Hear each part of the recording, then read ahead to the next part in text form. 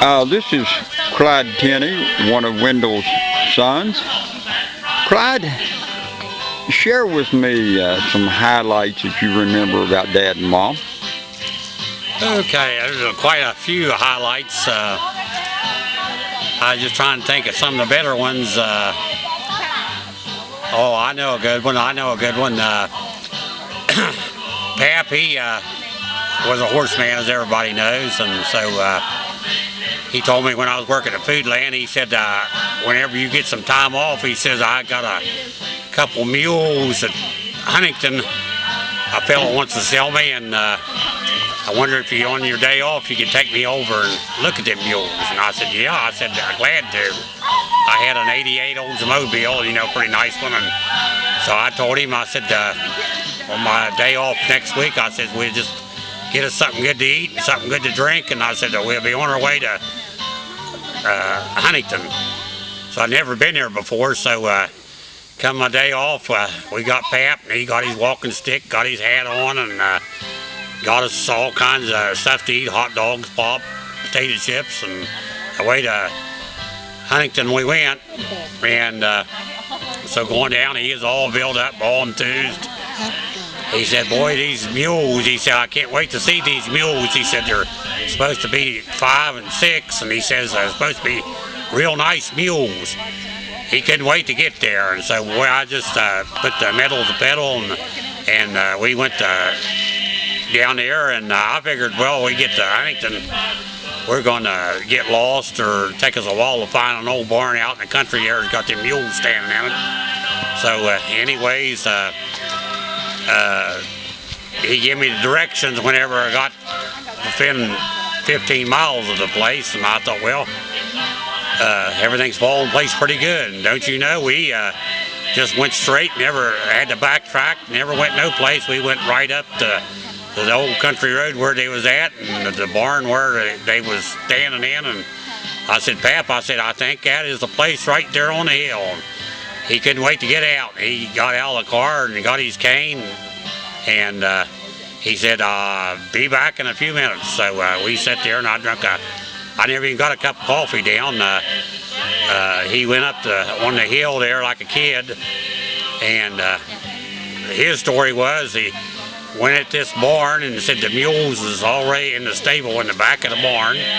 Said the man had the manure hole shut and had it dark in there, and he said that there wasn't anybody around, so he went in there and said he didn't have no light. Of course, as you know, he had bad eyes, and so he went over and opened the door to the manure hole and got some light in there, and he took the mules over and went and opened their mouth and said one was 19 and the other one was about 20. He could tell by the teeth. So I never even got a cup of coffee down. I was sitting there talking to Linda and drinking the coffee, and next thing I know, I heard the door open and slam, and looked back, and there was Pap, and I thought, boy, this must be the wrong place. He never had time to even look at them horses. And I looked, and I seen he's madder than a wet hen. He was so mad he couldn't hardly talk. And I said, well, is this the right place, Pap? He said, yeah. He said, let's head for Buchanan. And I thought, now, he's went up there and had words with that fellow over price or something. I thought, wonder what happened. So I got started up. I didn't question him anymore. I started my car up and started back to Buchanan. And I said, well, Pap, you going to buy them mules? And he said, hell no. He said, I said, what's the matter? He said, that fellow lied to me. I said, what do you mean lied to you? And he said, he told me they was 6 and 7 years old, and said, I got up here and he put them in a dark barn all the way back and thought I wouldn't look at their ages and their mouth. He said he downright lied to me. He said they was 19 or 20 years old.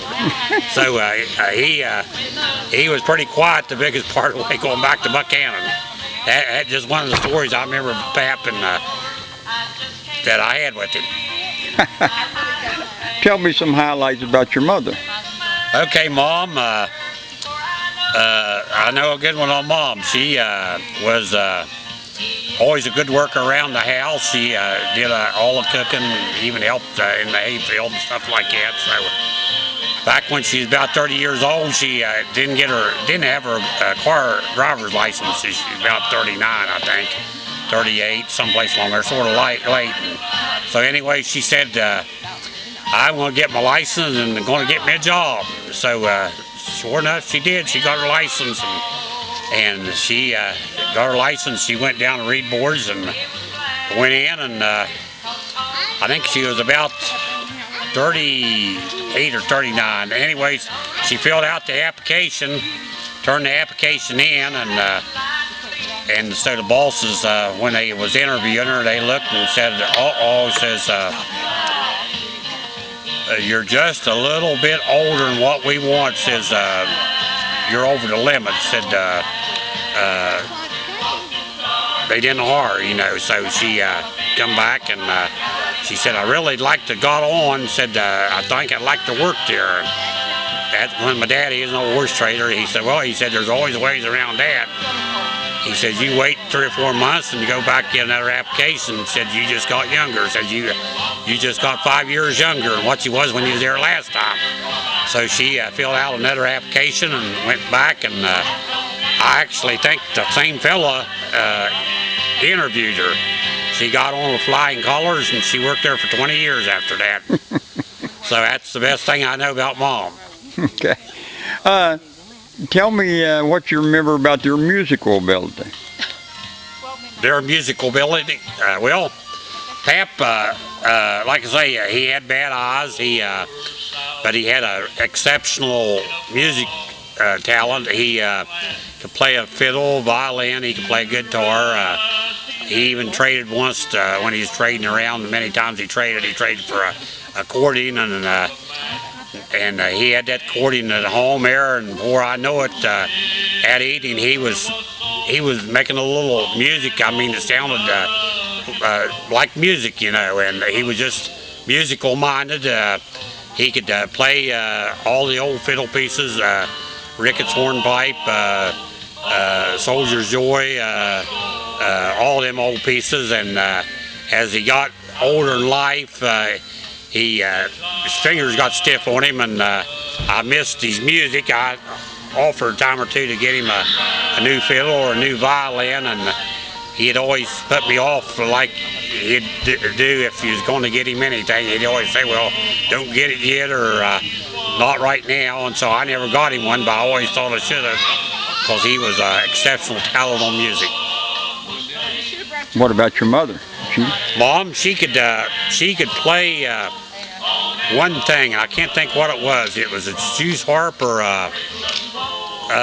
something she used to play. The head keys, and she could play some old pieces. She's coming around the mountain, pieces like that, and she had a little bit of talent. Not as much as Dad, but she had some. Did she play the accordion in it? No, she didn't. As far as I know, she didn't play the accordion. I don't think she did, not to my knowledge. Okay. What do you remember about, Stacy told me about your home burning. What do you remember about that? Oh, yeah, I remember that real well. We lived on the hill, 3 sisters, me, and I think Charles. Charles Charles is still there, and Dad and Mom, and it happened in the middle of the night.